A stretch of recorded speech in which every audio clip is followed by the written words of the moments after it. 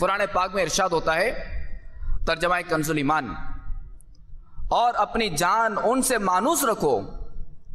جو صبح و شام اپنے رب کو پکارتے ہیں، اس کی رضا چاہتے ہیں، اور تمہاری آنکھیں انہیں چھوڑ کر اور پر نہ پڑیں۔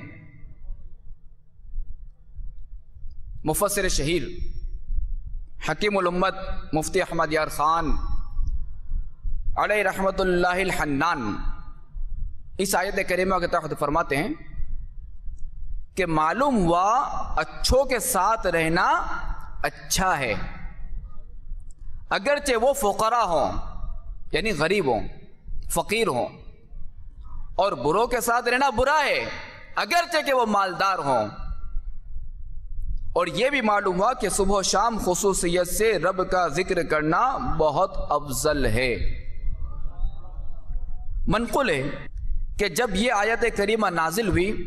تو رسول اللہ صلی اللہ تعالی علیہ وآلہ وسلم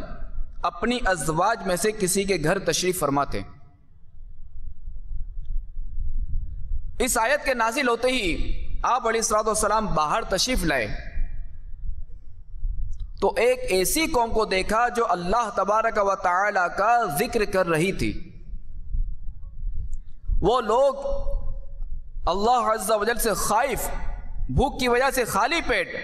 اور فقط ایک ہی کپڑا اوڑھے ہوئے تھے۔ جب حضور نبی اکرم صلی اللہ تعالی علیہ وآلہ وسلم نے انہیں دیکھا تو انہی کی مجلس میں جلوہ فرما ہوئے اور فرمایا،